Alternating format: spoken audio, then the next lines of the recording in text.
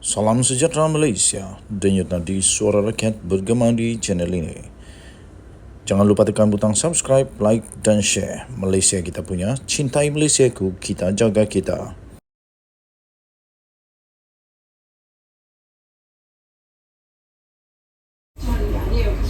Salam sejahtera Malaysia, denyut nadi suara rakyat bergema di channel ini.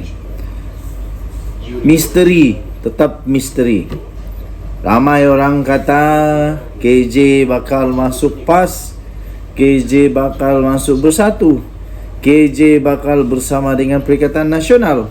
Tapi seperti biasa saya kata, KJ tak ngam di sana.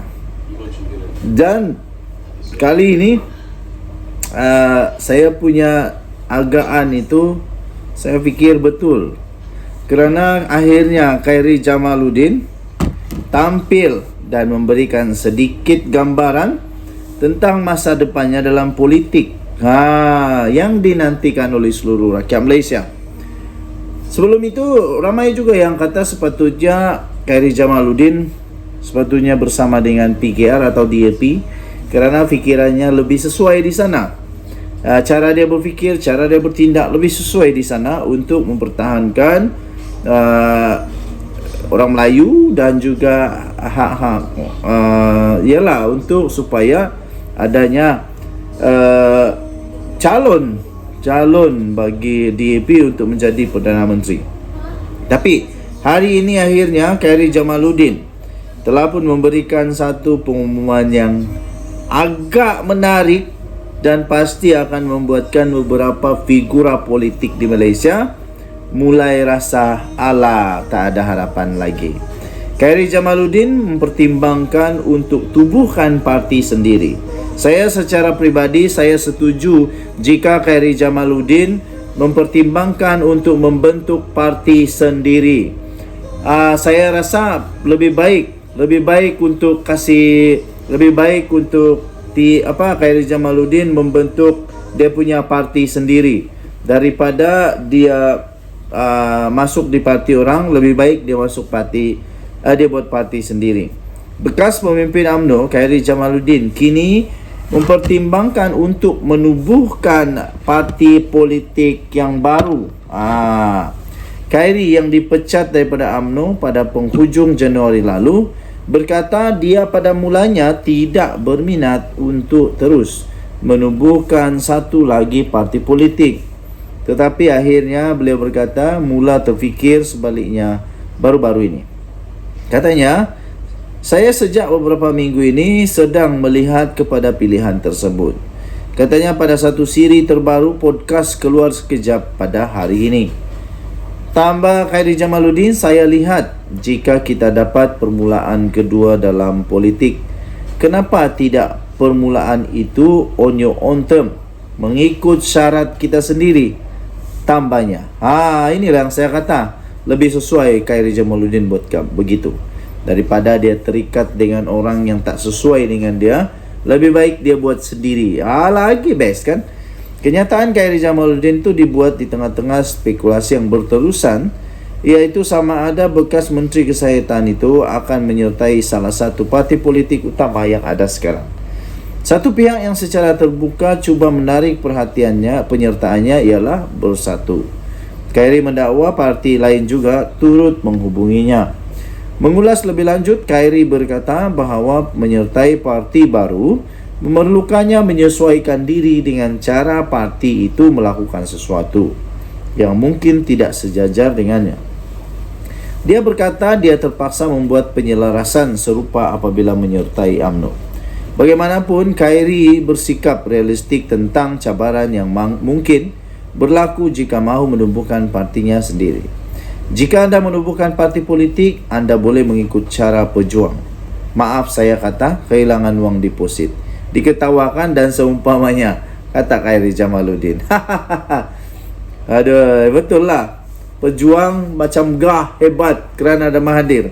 Sekali tengok, kehilangan wang deposit dan diketawakan dan seumpamanya. Tetapi mungkin anda berasa lebih puas kerana anda melakukannya dengan syarat anda sendiri.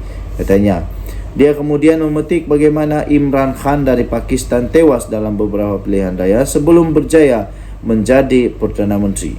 Jadi kalau kita buat parti sendiri, katanya, kita kena bersedia untuk tidak memenangi beberapa pilihan raya. Tapi satu hari nanti siapa tahu, katanya. Sementara itu, host bersama Khairi Jamaluddin iaitu Syaril Hamdan Sufyan yang juga turut digantung daripada UMNO selama 6 tahun berkata dia tidak akan tergesa-gesa untuk membuat sebarang pilihan politik. Katanya dia tidak mempunyai keinginan untuk bertanding dalam 6 pilihan raya negeri akan datang dan mahu fokus kepada kehidupannya di luar politik buat masa ini. Dan yang tadi Suara Rakyat bergema channel ini. Bye-bye. Salam sejahtera Malaysia, denyut nadi Suara Rakyat bergema di channel ini. Tuan-tuan dan puan yang dihormati sekalian, isu paling hangat di Malaysia sekarang ini adalah isu tentang Tun Mahathir yang telah diambil keterangan di pejabatnya oleh Polis Diraja Malaysia kerana didakwa telah pun mengeluarkan kenyataan berbaur menghina institusi Diraja Malaysia, institusi Raja-Raja Melayu Malaysia. Dan kerana itu, di dalam setiap hantaran yang telah dihantar di mana-mana media sosial, di Instagram, di Twitter, di YouTube, di Facebook, di mana-mana sekalipun, semuanya memberikan komen yang amat negatif kepada Tun Mahathir. Ada juga orang kata begini, kalau orang lain yang kata penghinaan itu, pasti ramai orang minta supaya Agung pergilah usir saja, lucutkan kewarganegaraan, usir dari Malaysia. Kerana itu ramai yang memberikan komen kata lebih baik Mahathir ini dihalau dari Malaysia. Ada juga komen lebih baik Mahathir ini diusir daripada Malaysia, hantar sebulan ke Kerala di India, katanya. Lepas tu ada juga orang kata lucutkan kewarganegaraan. Lepas tu ada yang minta supaya Tun Mahathir ini disiasat di bawah ISA. Dulu adalah ISA, sekarang mana ada ISA lagi. Sampai ada kata begini, biar Mahathir rasa apa yang orang-orang dulu yang pada waktu dia memerintah masih ada ISA, biar Mahathir rasa macam mana orang yang disiasat di bawah ISA, begitulah. Tapi tuan-tuan dan puan yang dihormati sekalian, kita berada di negara yang ada undang-undang. Tak bolehlah sembarangan buat macam begitu. Walaupun begitu, saya admin di Twin TV tetap tak berpuas hati dan tak setuju dengan apa yang dilakukan oleh Tun Mahathir ini. Sekiranya benar beliau telah pun, sama ada sengaja atau tidak sengaja, telah pun mengeluarkan kenyataan berbaur menghina institusi diraja, saya tak setuju. Dan itu tak sepatutnya berlaku, dan itu pun lagi tak boleh berlaku kerana yang mengeluarkan kenyataan itu adalah negarawan Malaysia, bekas Perdana Menteri yang sudah lama di negara Malaysia menjadi Perdana Menteri. Beliau tahu sangat tentang perlembagaan, beliau tahu sangat apa fungsi institusi diraja. Beliau tahu sangat kepentingan supaya rakyat jangan sekali-sekali cuba untuk menyentuh hak istimewa Raja-Raja Melayu. Tapi apa yang Tun Mahathir buat ni? Kenapa ni? Takkanlah hanya kerana nak menang semula di Putrajaya sanggup buat begitu. Tak baik.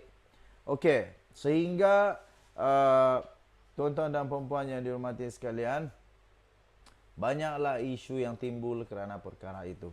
Tentang proklamasi orang Melayu pun sedang dalam siasatan polis sekarang. Yang pasti, untuk kertas siasatan yang menghina institusi diraja itu sudah pun selesai siasatannya.